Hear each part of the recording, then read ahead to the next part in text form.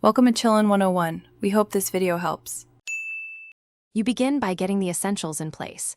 Charge both phones above 50%, enable Wi-Fi and Bluetooth, and unlock your old iPhone.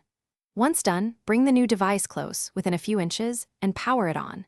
You'll see the quick start animation on the new phone. Hold the old iPhone over that animation to pair. This step exchanges keys and preps encrypted transfer. Make sure you know your Apple ID password. You'll need it shortly to authenticate the data migration. After pairing, authenticate by scanning or typing the passcode shown on the new iPhone. This verifies identity and starts the secure channel. Next, follow prompts to set Face ID and accept location, privacy, and Apple ID settings so system preferences carry over. You'll be offered iCloud Restore or Direct Device-to-Device Transfer. Choose Direct for speed if both phones are nearby. Make sure both screens stay awake and remain connected to power. And to finish, wait until the transfer progress reaches 100%. Apps may continue installing in the background after the home screen appears.